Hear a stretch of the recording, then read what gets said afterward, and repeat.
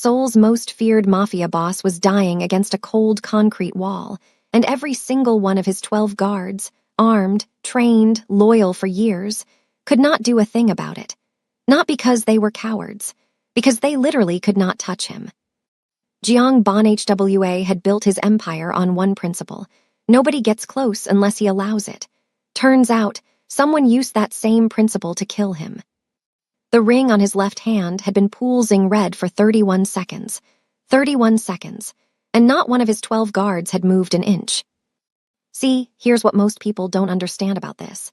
And this is actually rooted in real weapons engineering. There's a class of devices that designers call affiliation-sensitive delivery systems. The concept is simple and deeply terrifying. A mechanism engineered to identify connected resistance and escalate.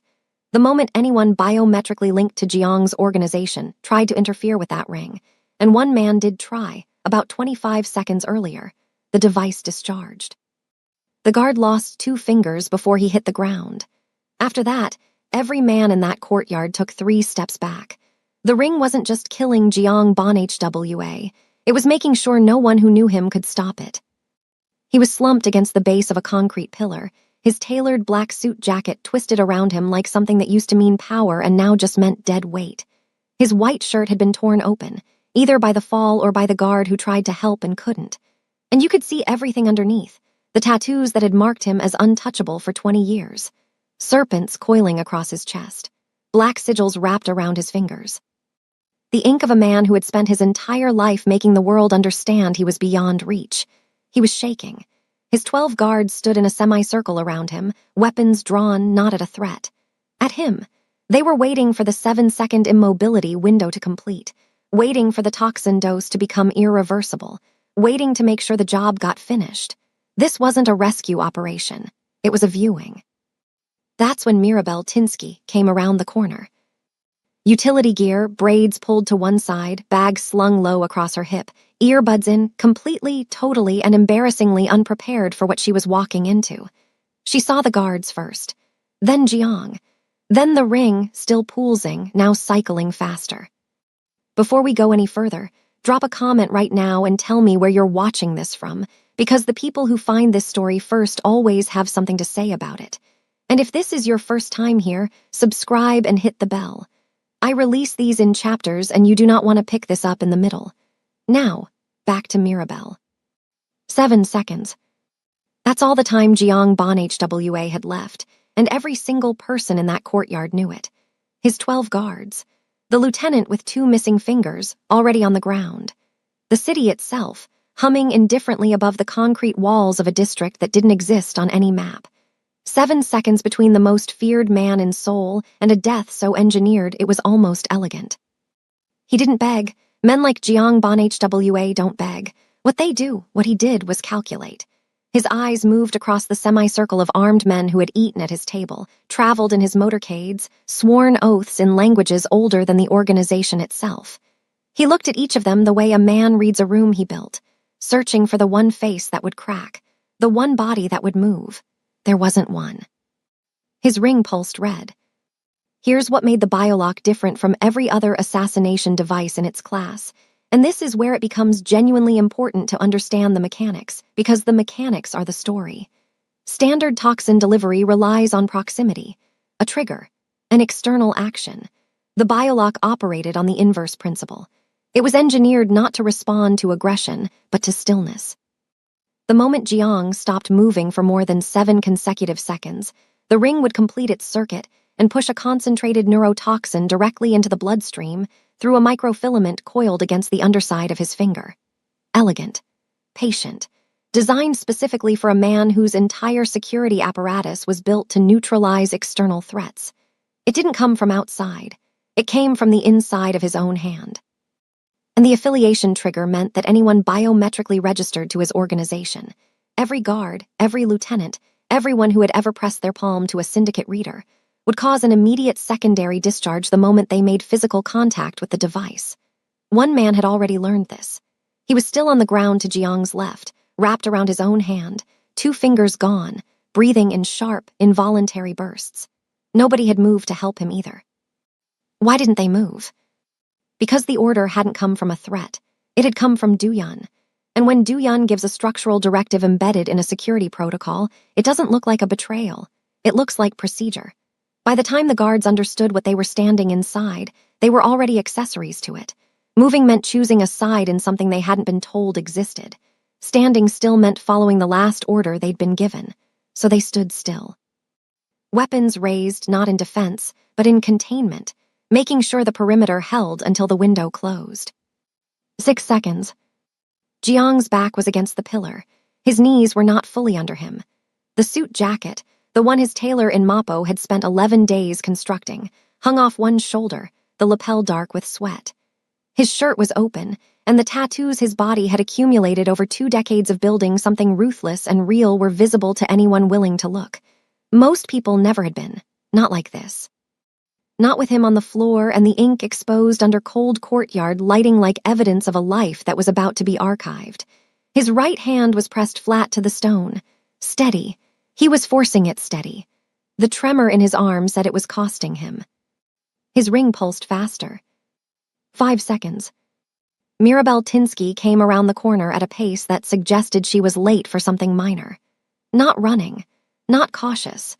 Just moving with the particular efficiency of someone who uses the city the way most people don't, through its forgotten connective tissue, its service routes and drainage corridors, its gaps.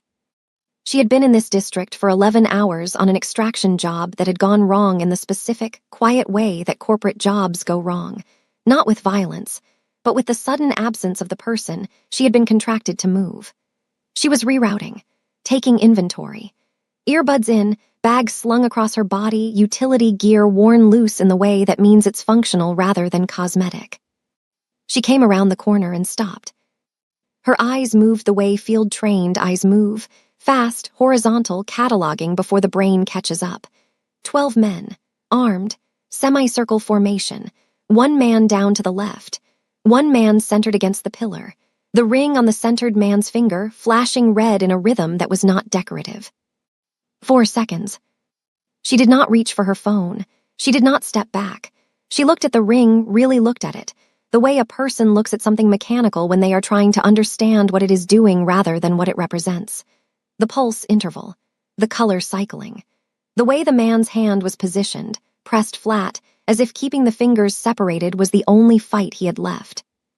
She understood. Not all of it. Not the affiliation trigger, not Duyun, not the 12 years of architecture behind the moment she had walked into. But she understood the mechanism. She had seen a version of this before, in a context she didn't volunteer and wouldn't explain, in a room that smelled like sterile metal and fluorescent light and decisions that couldn't be walked back. She understood that the ring was a circuit, that circuits could be broken. And that the conventional breakpoint, the band itself, was not the answer here. 3 seconds. The guards registered her, not as a threat yet, as an anomaly. Their training had no protocol for a civilian in utility gear appearing inside a controlled perimeter with 4 seconds left on a priority execution. The hesitation was involuntary, physiological. The brain takes a fraction longer to process the unexpected than the anticipated. That fraction was all she had. She moved. The blade flashed. Ceramic-coated, non-conductive.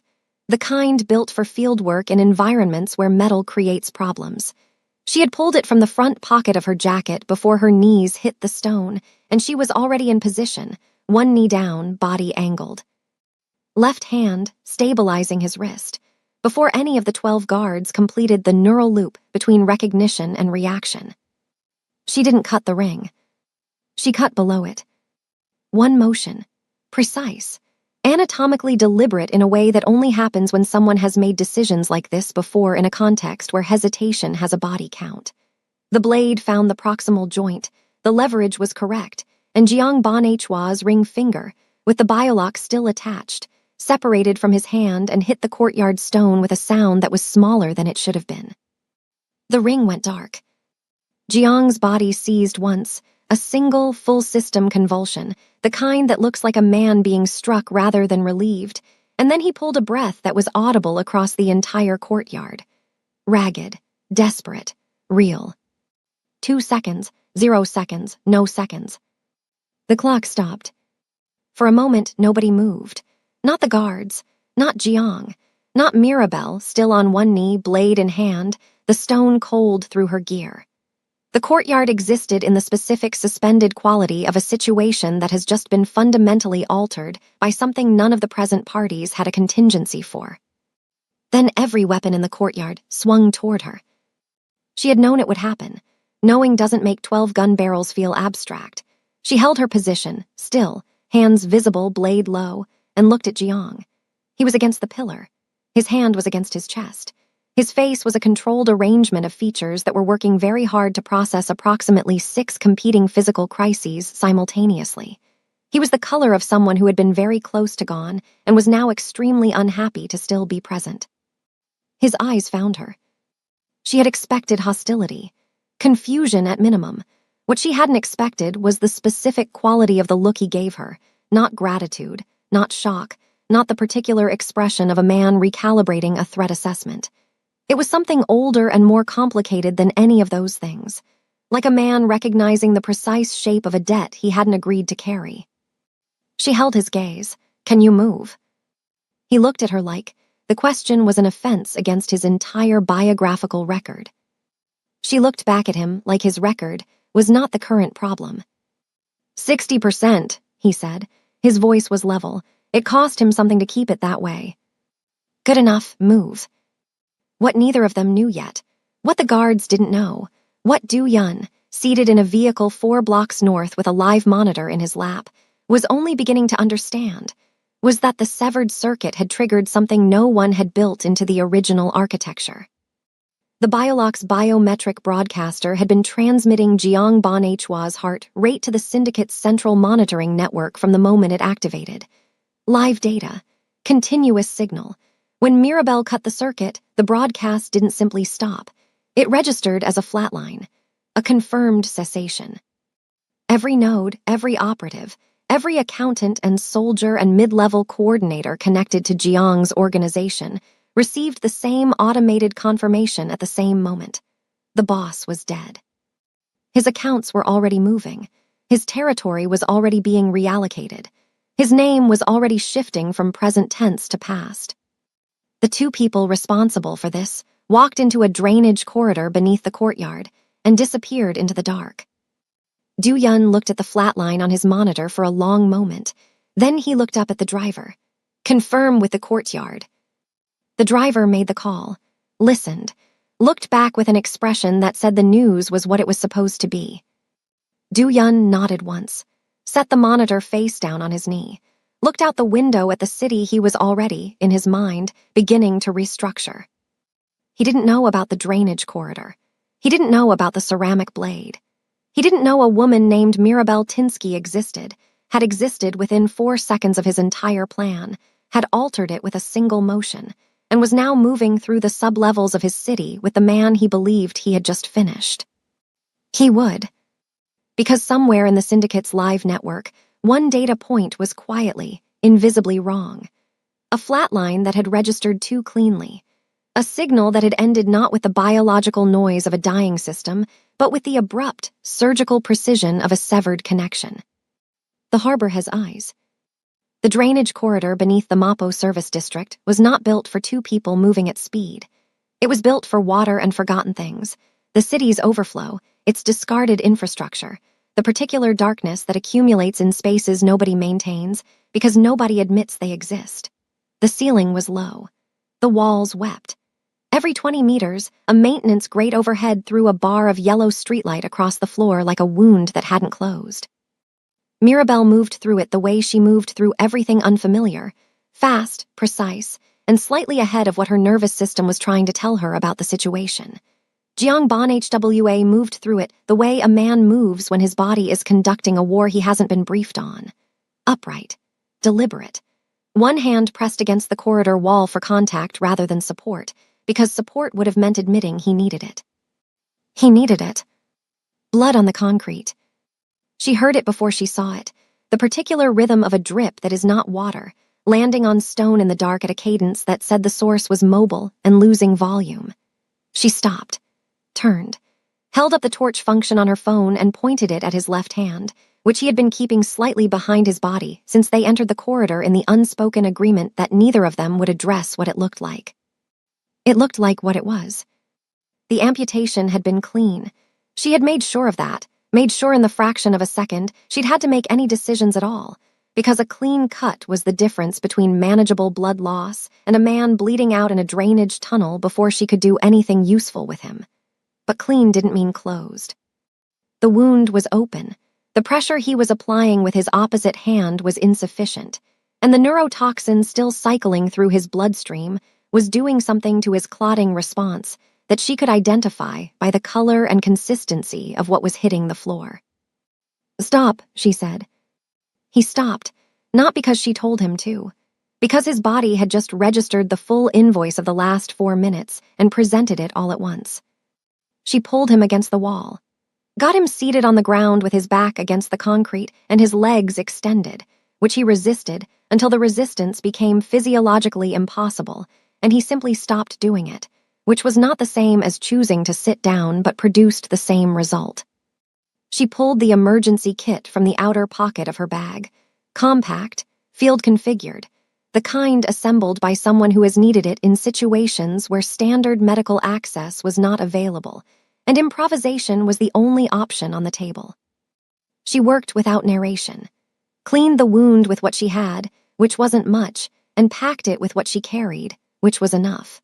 Applied direct pressure with one hand and used the other to pull a compression wrap from the bottom of the kit with the practiced efficiency of someone performing a procedure that lives in muscle memory rather than conscious recall.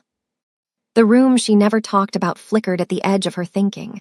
Fluorescent light, the smell of sterile metal, the specific quality of a decision made in a space where the only rule was that hesitation had a body count. She pushed it back, later. Jiang watched her work on his hand with an expression she couldn't fully read in the torchlight. Not fear. Something more interior than fear and considerably harder to manage. A man confronting the physical evidence of a thing that has been done to him that cannot be undone. "The toxin," she said, not looking up. "Do you know what compound?" Silence. Not asking to make conversation. "Your clotting response is compromised. I need to know what I'm working against." "Tetrodotoxin derivative," he said. His voice was controlled in the specific way that cost something. "Modified, slower onset than standard." She looked up then, just briefly. "Modified how?" "Extended paralysis window instead of rapid necrosis. Whoever built it wanted time." She held his gaze for a moment and then returned to the wound. "They wanted you conscious for the end." He didn't answer. He didn't need to. He screamed. Not when she cut him. That had happened too fast for the nervous system to fully narrate. He screamed when she irrigated the wound, a single, involuntary sound that he shut down almost before it fully existed. Cutting it off with the kind of force that suggested he had spent considerable time training himself not to make sounds like that in front of other people. It lasted less than 2 seconds. It filled the corridor completely. Mirabelle did not stop working. She did not comment on it. She did not adjust her expression in a way that acknowledged it had happened, because acknowledging it would have cost him something she wasn't prepared to take from him. She had been in enough rooms where people made sounds like that to understand that the kindest response was to treat it as information rather than event. She filed it, the pitch, the suppression, the speed of the shutdown, and continued. When she finished the primary dressing and moved to the secondary wrap, he spoke. "You've done this before." "Stopped a bleed." "Removed a finger." She tied off the wrap. "I've done things adjacent to it." "That's not an answer." "No," she said, "it isn't." The tetrodotoxin derivative was doing what modified compounds do, behaving almost like its parent molecule, and then, at irregular intervals, departing from the expected pattern in ways that were difficult to anticipate and unpleasant to experience. His cardiovascular response was inconsistent. His extremities were cycling between numbness and hypersensitivity. At one point, approximately 8 minutes into their time in the corridor, his hands began shaking with a violence that was entirely outside his control, and he pressed both of them flat against his thighs, with a focused, furious stillness that Mirabelle recognized as a man refusing to be witnessed in a state of involuntary vulnerability, by someone who had already seen more of his interior than he had permitted anyone to see in years. She let him have the pretense. She was monitoring his pulse rate against her wrist, and she didn't need him to acknowledge it. "We can't stay here," she said. "I'm aware. The toxin is going to peak in the next 30 to 40 minutes. After that, your motor function is going to become unreliable in ways that will make moving significantly harder." I said I'm aware. "I need you to tell me if you have somewhere below ground that isn't syndicate connected." The pause before he answered was longer than it should have been. Not reluctance. Calculation. She watched him run an internal audit of people, places, and loyalty structures in real time, applying a filter he hadn't needed to apply before tonight because before tonight he had been the structure.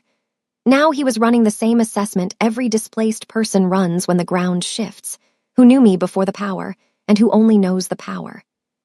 "There's a woman," he said finally. "She operates independently. Technical, she has no syndicate registration." "Name?" "Sora." "You trust her?" Another pause, shorter this time. "I trust that she is more afraid of what I know about her operation than she is capable of being bought by anyone Du-Yun could deploy in the next 6 hours." Mirabelle considered this. That's a specific kind of trust. It's the only kind that holds. She helped him to his feet. He accepted the assistance with the particular quality of a man who has categorized it as a logistical necessity rather than a personal concession, which she understood was the only framing that made it possible for him to accept it at all. She didn't push the framing. She put his functional arm across her shoulders, adjusted the weight distribution, and began moving. They passed under the third maintenance grate. The yellow light fell across his hand, the wrapped one, the changed one, and she felt the shift in his movement, almost imperceptible. A single step that landed differently than the one before it, not physical, something below physical. The place in a person where identity is stored and protected, registering a loss that the conscious mind hasn't fully processed yet. She had seen this before too. The moment the body tells the truth that the mind is still negotiating. She didn't speak. She adjusted her grip and kept moving. Behind them, 4 blocks north, Du-Yun's vehicle had not moved. He was not looking at the monitor anymore. He was looking at his phone, a secondary channel, encrypted, used only for communications that didn't exist. A message had arrived from the courtyard lieutenant 12 minutes after the confirmation of death, and its content was 3 words that had reorganized the architecture of his evening. Ring not confirmed. Not the death, the ring. The physical device recovered from the courtyard stone, separated from its delivery mechanism, the biometric broadcaster severed in a manner that was not consistent with biological failure or with any disposal protocol his team had been given. The ring had been cut free, not from the hand, from the finger, which meant the finger had been removed from the body, which meant the body was not a body. Du-Yun set the phone face down on his knee. He looked out the window at the city he had been restructuring in his mind for 11 minutes. He picked the phone back up. The ring stopped. But Du-Yun didn't. He made one call, spoke for 40 seconds, did not raise his voice because he never raised his voice because precision does not require volume. When he ended the call, the vehicle began to move, not toward the courtyard, toward the sublevels, the drainage network, the forgotten connective tissue of a district that didn't exist on any map. He didn't know her name yet. He didn't know what she looked like, what she carried, where she was going, or why she had been there at all. He knew one thing. Someone with field training and the specific knowledge required to break a biolock had been in his controlled perimeter at the exact moment of execution, and that person was now underground with a man who knew where every body was buried in an organization that Du-Yun was 3 hours away from inheriting. That person was not a variable he could leave in the field. The sublevels beneath Mapo weren't on any municipal record that a person could access through legitimate channels. They existed in the space between official infrastructure and the city's institutional forgetting, drainage corridors that predated the current zoning, maintenance shafts that had been sealed and rerouted and sealed again over 4 decades of expansion, until what remained was a network that the city had essentially abandoned in place. No lighting, no signage, no maintenance schedule. Just concrete and dark water, and the particular silence of a space that hasn't heard a human voice in a long time. Mirabelle knew 3 entry points. She knew the load-bearing walls from the non-load-bearing ones. She knew which corridors flooded at high tide and which ones drained fast enough to be passable within 20 minutes of heavy rain. She knew all of this because her extraction job, the one that had gone wrong 11 hours ago in the specific, quiet way that corporate jobs go wrong, had required a sub-level exit as the primary route. She had memorized the infrastructure before she'd ever set foot in the district. She had not memorized it for this. But here they were. They're tracking the pulse. She realized it 40 meters into the second corridor, when Jiang stopped moving and pressed his functional hand against the wall and said nothing for approximately 4 seconds in a way that was not rest and was not pain management. It was listening. She stopped beside him and listened too, and heard what he had heard. The faint, regular electronic pulse of a syndicate proximity scanner, moving through the drainage grate overhead in a sweep pattern that said the operator was methodical and not in a hurry. "How many frequencies does your organization run?" she asked, quiet, below the ambient sound of water. 12 standard, 4 restricted. He hadn't moved his hand from the wall, using the vibration conduction of the concrete to track the scanner's movement overhead. The restricted channels activate on confirmed priority assets. What classifies as priority? He looked at her with an expression that said the answer was obvious, and he found it mildly insulting to be asked. "You're a priority asset," she said, not a question. "I was. The network currently believes I'm dead." "Then why are they running a restricted sweep?" The pause was short, half a second, but she caught it. "Because Duyun is thorough," he said. "He doesn't confirm with data, he confirms with presence." She absorbed this, filed it in the category labeled things that make the next 6 hours significantly more complicated. Then the flatline bought us time, not cover. Correct. How long before he runs the sub-level grid? "He already has someone at the entry points," Jiang said. "That scanner isn't searching, it's indexing. He's building a map of what's down here before he sends anyone in." She looked at the grate above them. The light from the scanner had already moved past. "Then we're not running from pursuit. We're running from preparation." "Yes. That's worse. Considerably. Silence is a weapon." She had learned this in a context she didn't name, from a person she didn't describe, in a room that smelled of antiseptic and bad decisions. Not the poetic version of silence, not stillness as peace or quiet as virtue. The operational version. Silence as active suppression. The deliberate management of every sound-producing variable in a given environment. Breathing rate, footfall weight distribution, fabric friction, the involuntary physiological sounds of a body under stress. When silence is a weapon, you don't achieve it passively. You construct it. You inventory every noise you are currently making, and you eliminate each one with the focused precision of someone diffusing something. She pulled Jiang to a stop at the mouth of the third corridor and held up one finger. He went still. Whatever else Jiang Bon HWA was, whatever the 20 years of infrastructure and violence and territorial accumulation had made him, he understood operational silence. He had not survived this long by failing to comprehend stillness as strategy. They listened. 40 seconds, a full sweep interval. The corridor ahead was empty of scanner frequency, but at the far end, barely audible, something was moving through water at the pace of a person who didn't want to be heard. Someone else had the same idea about silence. She touched his arm, redirected him left into a maintenance branch, narrower, lower, the ceiling close enough to require a slight compression of posture, and they moved into it without sound.